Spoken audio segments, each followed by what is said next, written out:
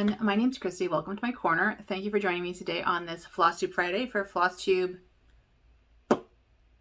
58.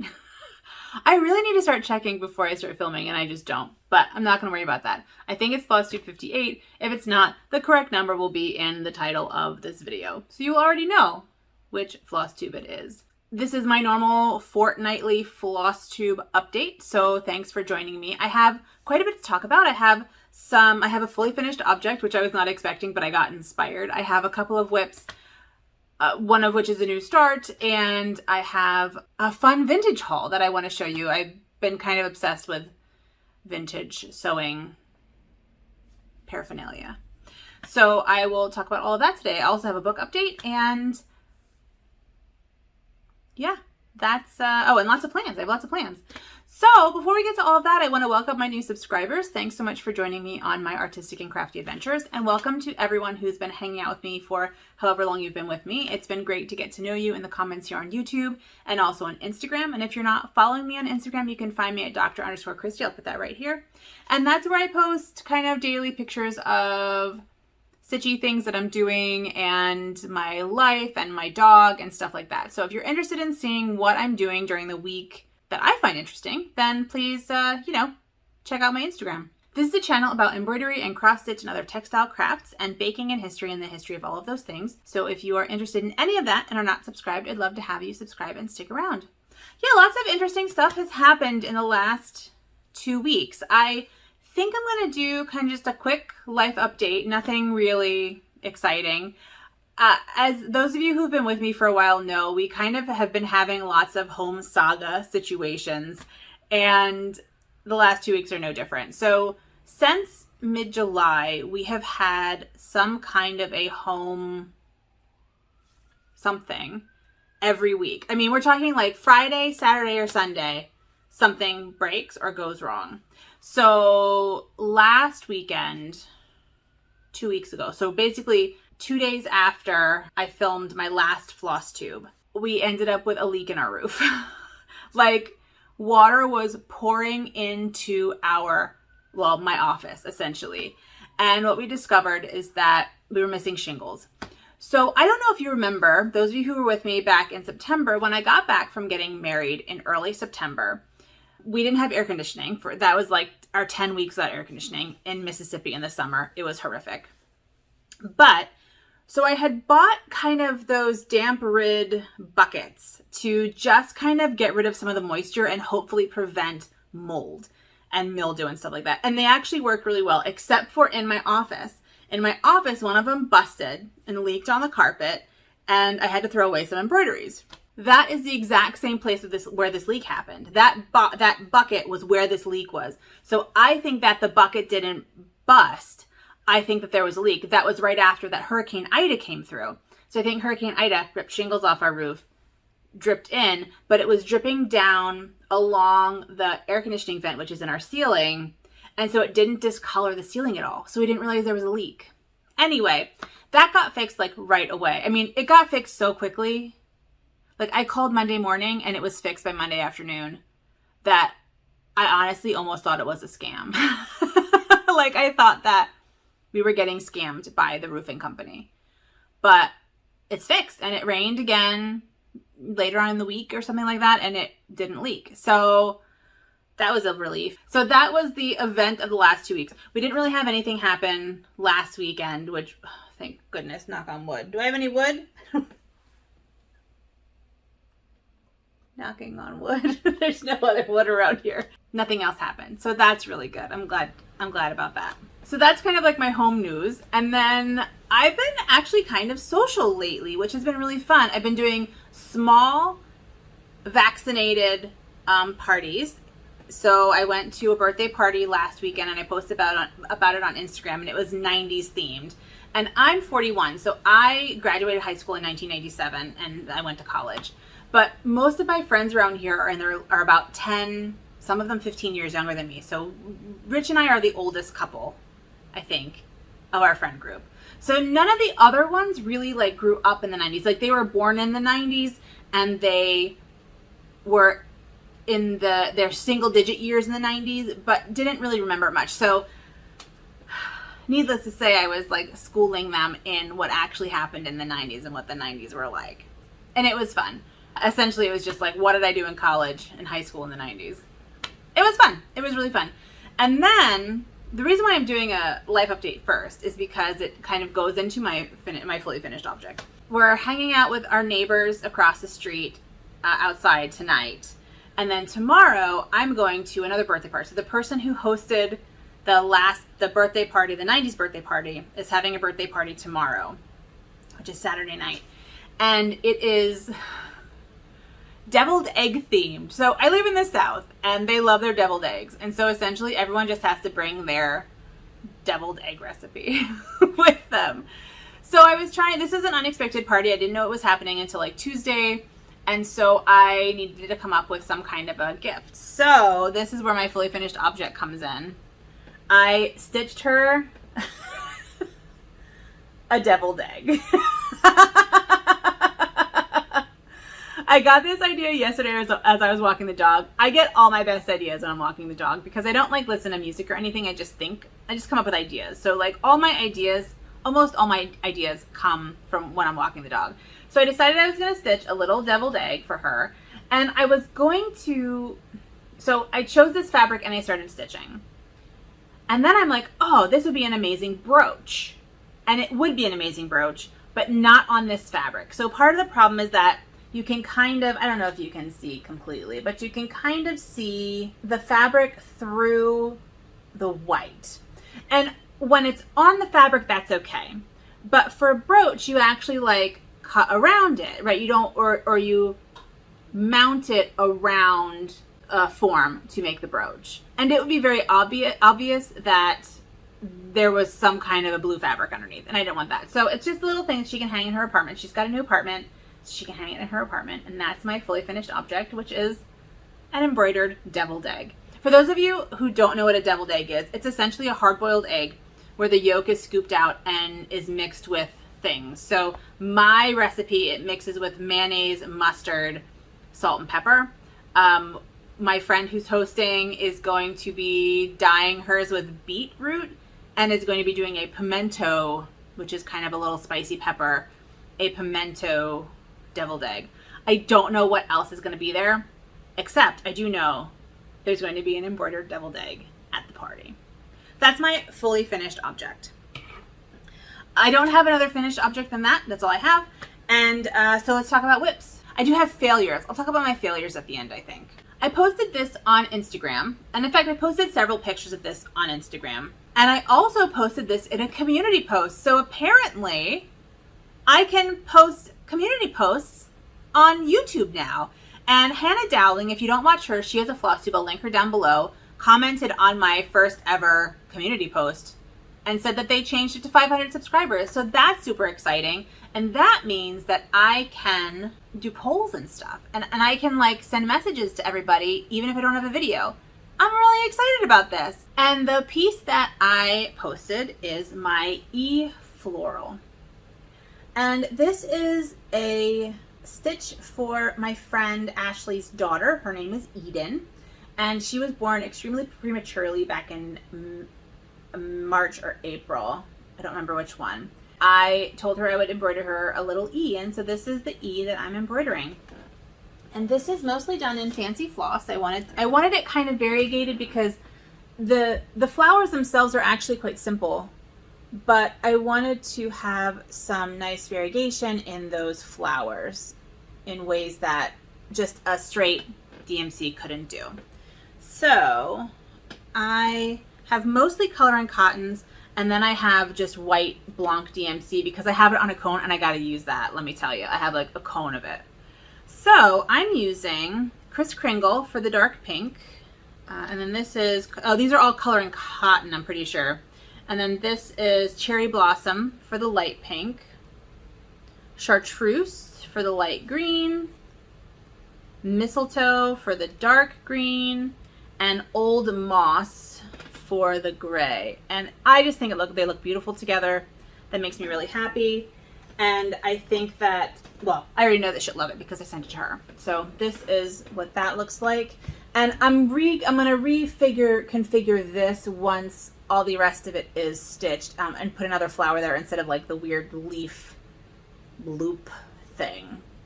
But I'm pretty excited about this, and this is just stitched on a very light pink cotton. I don't think it's a Kona cotton. I think it's just a regular, just a cotton remnant that I had at some point. And it's double stitched, so it's backed with a white muslin, just to give it a little bit of weight and let it stay nicer in my hoop.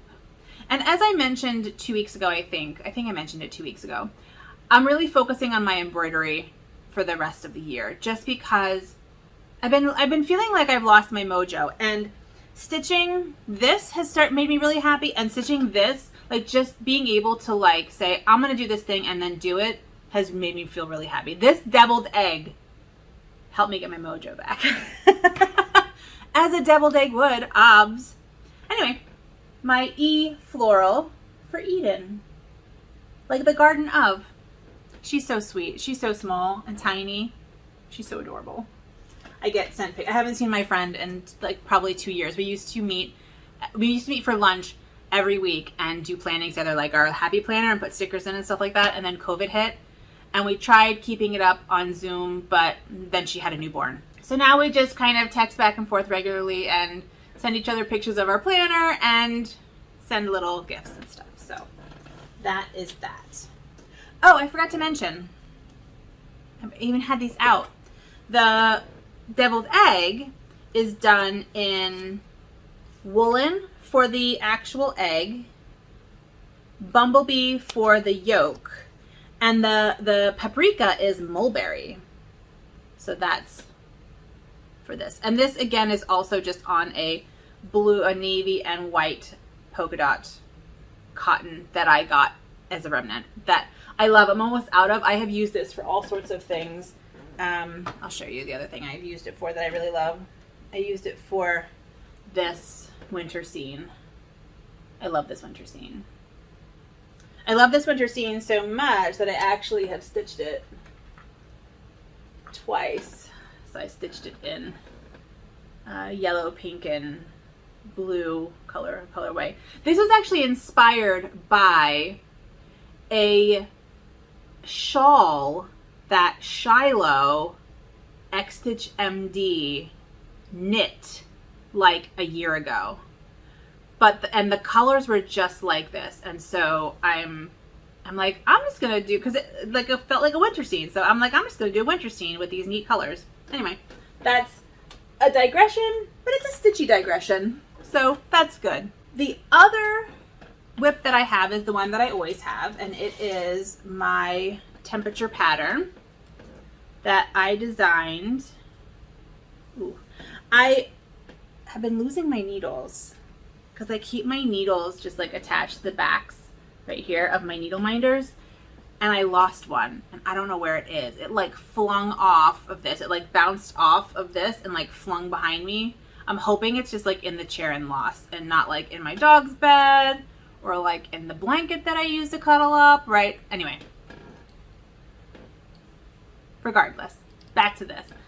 This is my temperature library pattern for 2021. I am stitching this. This is the embroidery version. There is a cross stitch version, and there is a cross stitch version for 2022 that is posted on my Etsy shop, which I have linked down below all the time. This, I will have a temperature. I will have an embroidery version posted for 2022 in my Etsy shop sometime in November.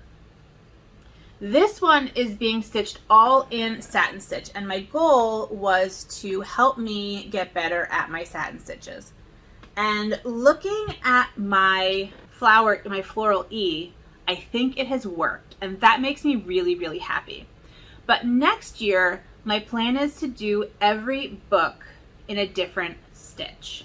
So I'm going to be kind of scouring through all of my old needlework books, all my new needlework books, books that have been gifted to me, books I have bought, for all different stitches I can use to fill these, not these books, but the books for 2022. I also have a second cross stitch pattern that I'm going to do for 2022, which is bar shelf, a drink shelf. Here's a picture of that. Oh, and I will have already put up a picture of the temperature library for 2022. Anyway, this is my temperature bookshelf. I am not quite caught up. This is September, but I am making it through September. I started on the clock. This is going to be a clock knickknack here. And then I have this is going to be a quick one. This is just a plant and a pot, and then the globe might take a little bit of time. So I'm going to make my way across here, and there are no knickknacks in September. My new pattern has knickknacks every month. On every shelf there's a knickknack, because what I've discovered is cross stitchers love their knickknacks. And you know, knickknacks are really fun to stitch. You know, it's a nice kind of break, and it gives a nice kind of different color. So like having some kind of a red in here would be really nice. In fact, this little thing here is charted in red. I think I'm going to do it in blue because I need a little pop of blue on that shelf. It's my stitch. I'm the boss of my stitching, as my mom says. So this is my temperature pattern. Here it is housed in my books bag. And I'm just using all the called for DMC. Oh, the other thing, sorry, just to talk about, you know, like I said, this is available in my Etsy shop and along with other patterns. One thing that I'm adding to my Etsy shop this weekend is I have a lot of people who really like the patterns, the temperature patterns, but struggle coming up with their temperatures that they want to use. So basically I am offering like in my Etsy shop, I will create a temperature chart for you using the colors in here and also a couple others. I've added some others just to make the ranges smaller. So if you would like that, if you want to stitch a temperature pattern but don't want to come up with the temperature chart on your own, like your temperature table, what temperature goes with what range of, what color goes with what range of temperatures, check out my Etsy shop this weekend and there will be an option to pay me to do that for you, essentially. I don't expect that many people will do it, but I just kind of wanted to offer it just in case. And the nice thing is that once you do it, you don't have to do it again unless you move. Right? I mean, it's good all the time. So that is, I think that's all my stitching. So I guess I want to talk about, I want to talk about my failures. I had major failures. Those of you who have been with me for a while know that I had planned on, I stitched a version of Hildegard of Bingen's Cosmic Egg. If you don't know who Hildegard of Bingen is, I did make a video about her that will pop up, I think, over here. It might be over here, but I think it's over here. It could be wrong. Anyway, I'll put it up there somewhere. Basically, she was a 12th century mystic and nun who had divine visions. One of her divine visions was this, which is the cosmic egg, and it's basically a depiction of the universe. It has been my absolute favorite medieval image since I discovered medieval images, right? I mean, this is like my absolute favorite medieval image. I had always planned on getting a big like back tattoo of it, and that just never happened, but I still want one. I decided to embroider this, and so this is the embroidery that I did. I sold this to a friend of mine for his wife, my other friend's birthday. So I don't have it anymore, but I want one for myself. So I started that piece on October 1st of 2020. So I wanted to start a piece for myself on October 1st of 2021. Well, October 1st of 2021 was like my pattern release day, and that took way longer than I anticipated, like on Etsy. And so it took me forever to figure out, I didn't get to do that. And so I decided, and I got some encouragement that I should just do it the next day. So I said, okay, I'm going to do it the next day. So I got out my, and it's embroidery, so you have to transfer the pattern onto fabric. And this is a big pattern. It's 8.5 by 11, which for embroidery is quite large, and it's almost full coverage. There is some watercolor in there and gold leaf in there, but for the most part, it's like full coverage. So I came in here. This is my, my new art studio, which is coming along nicely. And I sat down and I probably spent 2 hours transferring this design onto the fabric. and here it is. Here it is. And it looks pretty okay until you realize that sometime in the middle, the entire design shifted. So I tried to fix it. Sorry about my squeaky chair. I tried to fix it with a pen, as you can see there. And I thought I did pretty okay until I got to the very middle. And the very middle is the earth. And the earth has to be in the middle because that's like the cosmology of the Middle Ages, is that the earth was in the middle of the universe. Oh, I want to add, they knew the earth was round. That is a myth that medieval people thought the earth was flat. That was not the case. But they did believe in a geocentric universe. So the earth needs to be in the middle. And it should be centered in those clouds. You see how it's not centered in those clouds? Yeah, I saw that it's not centered in those clouds also. And that meant I had to start over completely. So that was like 2 hours done. And so I thought, okay, well, the next thing that I want to do is I have a colander, which I didn't bring in with me. A metal colander, metal kitchen colander, and I really wanted to stitch on it. And my plan, I talked to this last Flosstube, was to stitch this mini masterpiece, which is the Poppies of Argenteuil. And so I'm like, yeah, I'm going to start that. And so I got to a point and then I messed up a little bit. I'll bring up the picture that I have here. So I got to this point here and I added an extra stitch. So I had to frog all of this whole part. I'll put a little circle around the part that I had to frog. But it wasn't that bad, right? It was okay. I'm like, okay, well, I'll just frog that and then I'll put more stitches in. So I put more stitches in and then I added another extra stitch at this point here. And it wouldn't have been difficult to, again, cut that out and redo that, except that I wanted this like centered on the colander. And now it's like 4 holes over, right? If you look at the picture here, it's like 4 holes to the left, I think it is. And it just looked so wonky. And it was just not what I wanted. And so I ripped the whole thing out. I just ripped the whole thing out. I'm going to pick a different pattern because what I really want is like a full coverage floral. And I didn't realize how small that mini masterpiece was. So I think what I need to do is find a full coverage floral that is huge. Like it could be huge and I just use a portion of it, which is fine. I just want it like covered. I want it like covered in thread. I don't know. And then I also think that I'm going to do the inside because if you look at this picture, you can see that the feet are still there. That the feet are like, I couldn't get the feet off. I tried to get the feet off of the colander and it was bending the colander. Like those feet are on that colander. So that was a bust. That was my Saturday stitching. Like Saturday was the day of stitching disappointment.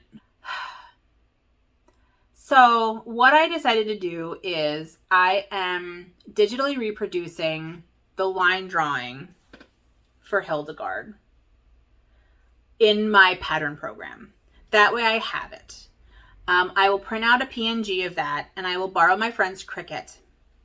Like the Cricut cutter also draws. And I will have the Cricut put that picture on my fabric. Because normally I would use my normal printer because you can print on fabric. But my printer only takes 8.5 by 11s and the actual image is 8.5 by 11. But the fabric has to be larger to accommodate like doing something with it. So yeah, I'm not quite done with that yet. That's coming along. I don't know. That was my failures for the week, and they were kind of disappointing. But I guess I want to talk a little bit about plans. I have some really fun plans. So first of all, my plan for next Friday's video is I am signed up for 2 ornament exchanges. One of them is closed, so you can't sign up for it anymore. I don't remember who it's through. I'm terrible with names. I'll put the name here of who it's through. So that is an ornament, and I have to have that done, I think, by, it has to be received by December 10th, I think is the deal. So I need to stitch that in November. So that's the first ornament exchange. And then the second one is like a gift exchange, but I feel like an ornament is required. Like you have to have an ornament in a gift exchange, like a cross stitch gift exchange, right? You have to have a stitch ornament. So that is through embroidery.com. I think you can still sign up for that. That's more like a Secret Santa kind of a thing. I will double check and I will let you know right here. And I'll have all the details for that down below if you can still sign up for that. So I have these 2 ornaments that I have to make, and I bought a bunch of 80s and 90s stitching magazines from my local thrift store that have ornaments in them, basically ornament patterns. So what I'm going to do next week for my video is kind of go through those patterns with you and pick a couple. Like I'll pick a few that I really like and that I think will fit, and then let you all vote on which ones you like, your top 2. So I think I was going to use the poll because I could do a poll now on YouTube in my community tab. But I think I'm going to do the random comment picker because that'll just tell me like exactly how many people voted for each one.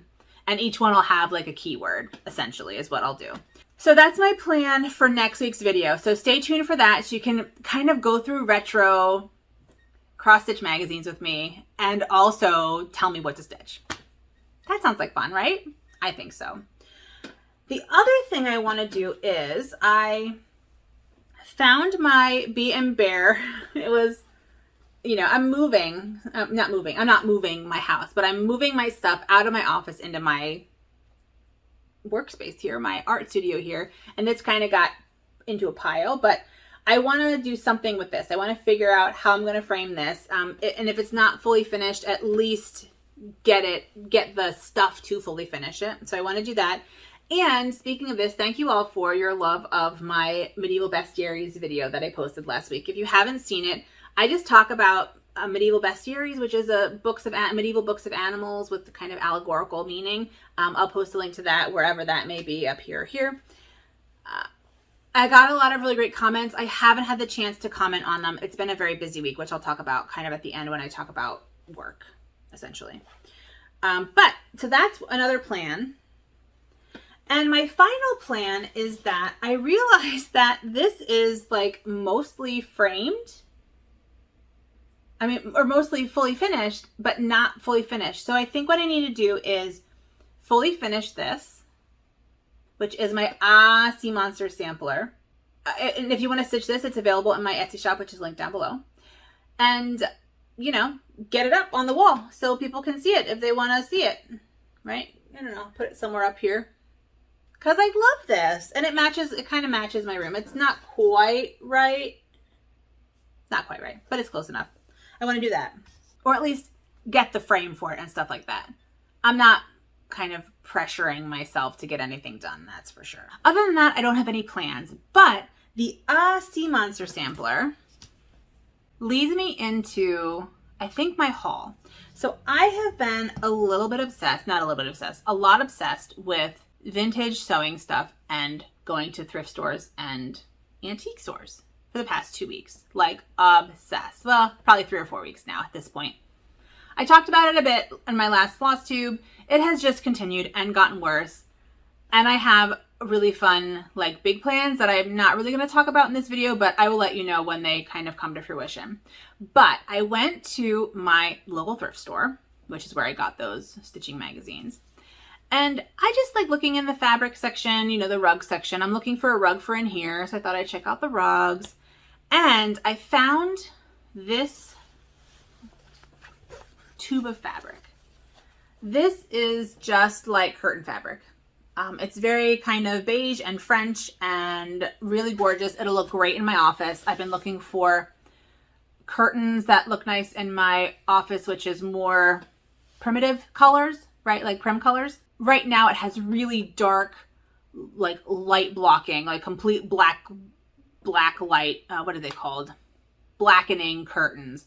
And which is great for a bedroom, but like I am like a flower. Like I need light as much as possible. So I've been on the hunt for fabric or curtains. I found this fabric for $5 and it is, I think, 18 yards of fabric, if I measured it about. But even if it didn't have enough for that, I would have bought it because it has an alphabet on it. I'm going to scoot up closer. So the reason why I loved this sea monster, ooh, I'm knocking things over, sorry. The Sea Monster sampler is a sampler because I found this alphabet. This is from all different manuscripts. These whales and the boat and the fish are from a manuscript from 1597. The border is from a different manuscript. I don't quite remember when, but this alphabet is from a French manuscript from the 18th century. And it has 3 A's, which is why it's called the Sea Monster Sampler. Now, I don't know why it has 3 A's. I tried to find out. I tried to look it up. There was nothing about it. And then I saw this alphabet on this fabric, and it has 3 A's. It has 3 A's, people. How cool is that? How cool is that? So as soon as I saw these 3 A's, I mean, I took a picture of the A's in the store, right? I mean, if it was like $100, I wouldn't have bought it. But like, this was $5. Someone made curtains for it, for my office, and I love it. And speaking of my office, I'm just gonna lay this right here. Speaking of my office, I have kind of decided, well, I've kind of become obsessed with vintage sewing paraphernalia. And that includes things like actual sewing items, so scissors and thread, right? But also like other kinds of paraphernalia. So I've been spending a lot of time on eBay, essentially. Spending a lot of time on eBay, and I've gotten some really neat things. I posted some of them on Instagram, one of which I'm going to talk about, and some of them I have not posted on Instagram. So some of the things I have not posted on Instagram are, I got some really interesting scissors. Oh, I didn't bring, I'll talk about it next time. Scissors. I posted on Instagram about these tiny scissors that I found that are so freaking adorable. But I got these not tiny scissors, which I just thought were lovely. I just think the shape is so interesting, and there's like detailing on them. There we go. I just think that they're so interesting. Neither of them cut, so they will just be decoration, but they'll be decoration for my office, which will be, oh, spoiler, my office is going to be vintage sewing themed. I found these, like, so in the olden days, you had salespeople who would door-to-door salespeople, and they would get cards from different companies. I'm not going to pull everything out. They would get cards from different companies and hand them out, right? So these were advertising cards. So these are, a lot of these are Victorian. So these are 19th century advertising cards.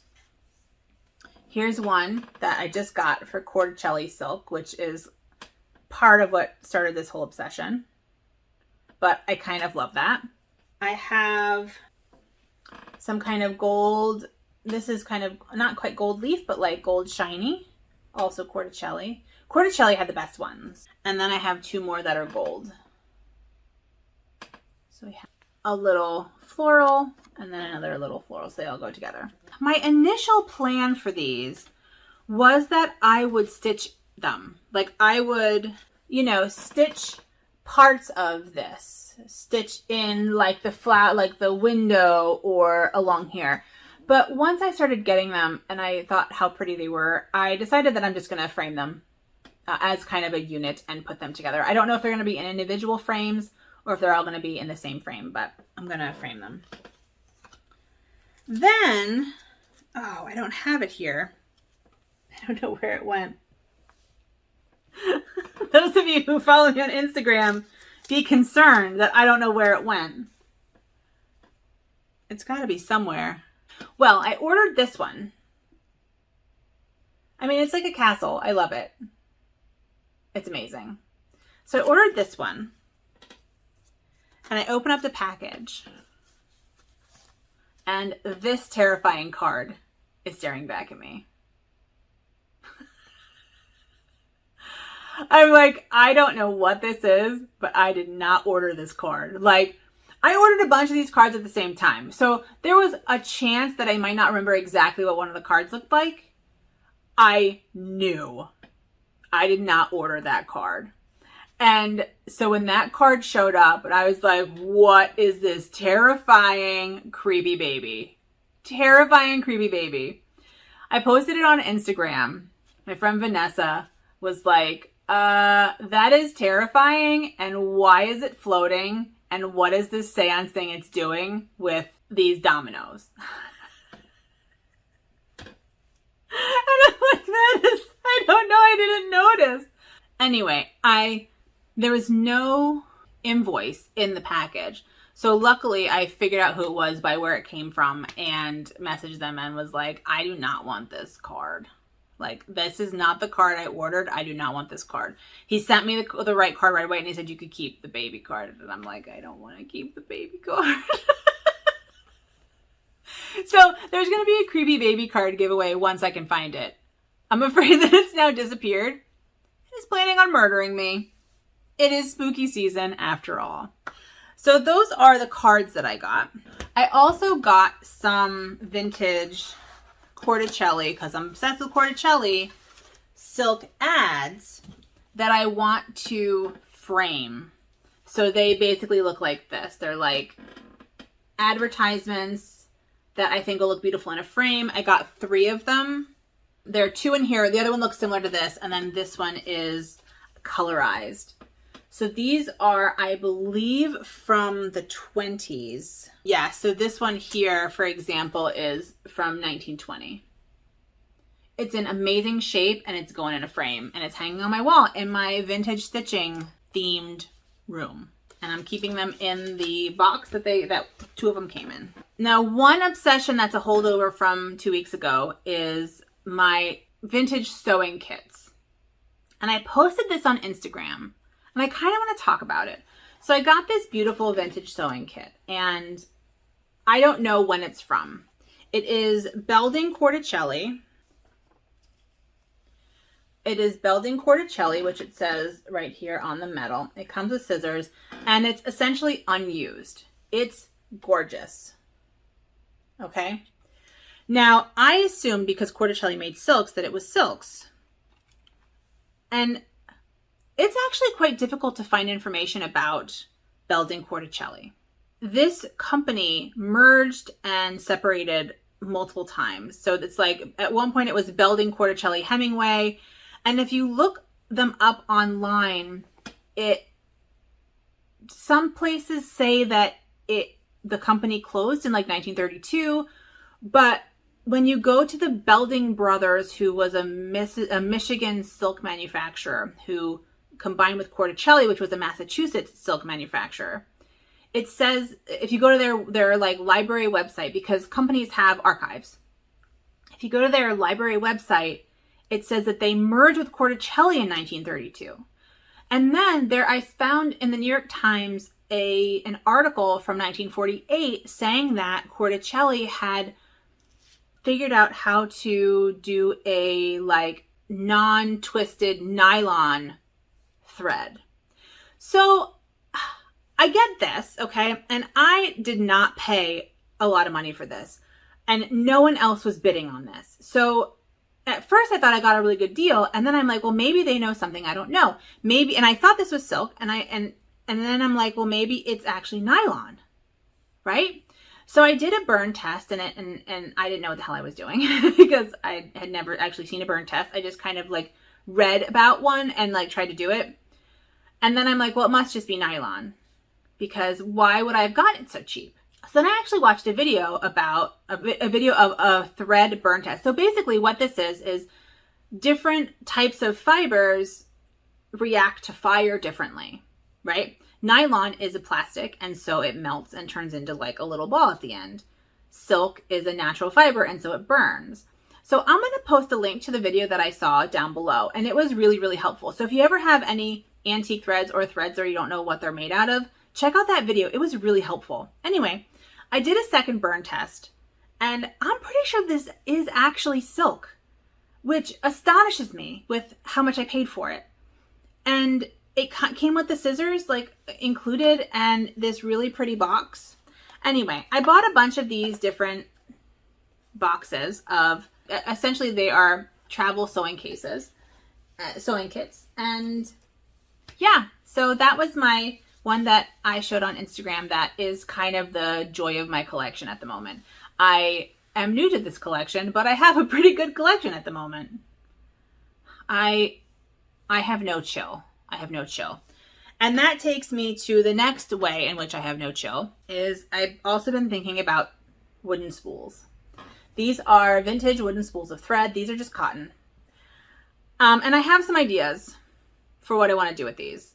I kind of have big plans for what I want to do these, but I mostly need the little ones. I like the little tiny ones. They are my favorites, but you cannot buy just little tiny spools of thread. They always come in like lots, right? Lots of like however big number, and you always get big ones and little ones. So I have a bunch of big ones. So I essentially have a list of fun crafts I'm going to do with big vintage wooden spools of thread. So you can keep an eye out for that. So if you have big vintage wooden spools of thread and want to know what you can do with them, I will have some craft ideas for you. Some of them are permanent and essentially they don't destroy it, but they ruin the market value of the spool. And some of them do not ruin the market value of the spool. So you can choose which ones you want to do. So those are the other threads. I bought a bunch of lots of those and I have more coming in. But I'm really excited about this new venture and adventure. And I'll let you know when it's kind of more organized. Right now, it's just kind of in its baby phases. And I think laying the groundwork for some really interesting stuff. So that is my vintage sewing haul for the last 2 weeks. And I have a lot more coming, although it's mostly scissors and wooden spools in the next 2 weeks.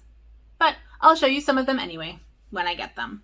And I have more of these sewing boxes. So I'll kind of show you a different sewing box every week too and kind of, drag this out. I think that's all of my stitchy content at the moment. I do have a book update. Oh, the other thing I wanted to point out is I watched a video today that you all might be interested in. Those of us who are stitchers know that like your hands can cramp up, and Just Get It Done Quilts posted a video today or yesterday that is how to take care of your hands, including like how to keep them smooth, but also exercises to do to keep your hands healthy. I'll link that down below. It was really helpful to me and I did some of the stretches and my hands already feel better. So highly recommend Just Get It Done Quilts, how to take care of your hands. I'll link that video down below. Now I'm done with all my stitchy stuff. And if you don't care about my book or my book progress, then it's been great hanging out with you. Have an awesome day, and I'll see you hopefully next week where you can help me pick out some Christmas cross-stitch patterns. If you want to know more about my book or why I'm talking about a book, I am a history professor and I'm writing a book for my job on medieval women and the legal system. And I did a whole video on this book, although the book has changed slightly since then, but not in its essence. And I'll post a link to it up here, wherever it shows up. I'll have to pay attention to where it shows up so I can remember. Is it over like the white wall or the blue wall? And that will help me remember. Okay, let's talk about this. I'm going to settle in. I'm going to settle in here. I've been feeling really down about this book. I got to be honest with you. I had these huge plans of the work I was going to get done on this book during my sabbatical, and it has not happened. And I have just been like, every time someone was like, how's your book going? I'm like, it's terrible. I'm wasting my time. I feel like garbage. Like I'm a terrible researcher. And I was really down on myself. And like, this is the only part of my life that I'm really feel bad about myself. Every other part of my life, I'm really good at. Like and I enjoy and I like. And this book is like the only thing that makes me feel like garbage about myself. And I can't live that way. I'm sorry. I cannot live that way. I really love myself very much. I've worked very hard to have excellent self-esteem. I do things in my life that make me happy. I make decisions that make me happy and that bring joy to me. And like, I don't have time in my life. Like, my life is too short to feel bad about something like this. And so last week I hung out with some stitchy friends on Zoom, and my friend Bronwyn asked me how my book was. And I'm like, honestly, it's terrible. Like, I'm not doing what I need to do. And as I was talking, I was kind of like thinking about how I need to, this is kind of, well, I have fun facts later on, I promise. This is just my like talking through it with you all. This is what happens when you're part of my writing group, everybody. You agreed to be part of my writing group, so you got to deal with this part too. Anyway, as I was explaining how terrible it was, I realized that I just need to stop thinking about my apparently unrealistic goals for my sabbatical and just be proud of the work that I am doing, because I'm reading 2 to 3 articles a day or chapters of books a day. I mean, I went through 5 books this week and have read probably 10 or 15 articles. I mean, I haven't done that level of reading in my research because I'm mostly I'm in a teaching institution, so I read a lot for my classes, but I have not read for my research in that way since writing my dissertation in 2014, 2015, right? Like, I'm doing work. It's just not as much work as I told myself I needed to be doing back in, I don't know, January. So this week I've been reframing how I've been thinking about the work I've been doing on my book. And I'm accepting that the original goal I had was unrealistic. I contacted my editor, who has given me an extension, because the thing is that I don't need this book for my job. I don't need this book for promotion. I don't need this book for this book is for me to write a book, because I feel like I'm a historian and I need to write a book as a historian. And it's also for me, if I ever want to leave my current position, I have to have a book. So I've reframed my thinking this week and am just giving myself the time to enjoy the reading that I'm doing, because I love my topic and this is the only time I'm going to have the privilege to just be able to focus on my topic and my reading. So to make a long story even longer, I've been doing a lot of reading this week, and I'm proud of that. And I'm going to stop dogging myself and being down on myself because I only did reading. Yeah, I read hundreds of pages this week, like hundreds of pages, and took notes, not just skim things. I mean, I took notes and anyway, I got some good stuff. 2 things I want to talk about. The first one is in this book, which is called Regional Variations in Matrimonial Law and Custom in Europe, 1150 to 1600, which sounds really boring. And I guess if you don't like history, it is. The cool thing I discovered out of this is that there were regional variations in wedding rings. So according to the art history, actually I do remember because it's the art history one, it was in Images of Marriage, a comparison of law, custom, and practice in medieval Europe by Anthony Mussen. So it's this one right here. Okay, so that's the book. That's the article. And essentially he found that in images from southern Italy, the ring is on the ring finger, where we have our rings as married people in the United States. And this comes from a belief that goes back to Augustine through a guy named Isidore of Seville, who was who I talked about in my bestiary last week. He's the font of all knowledge from medieval Europe. Medieval Europeans got all their knowledge from him. But this was that whole vein leading from the finger to the heart thing that is fairly common knowledge. I think that was the belief. So that was in southern Europe. So southern France and Italy. But what he found was that in northern Europe, in northern France anyway, the ring was on the index finger. So I thought that was kind of cool. And he also saw that imagery in medieval imagery isn't just a picture, it also tells a story.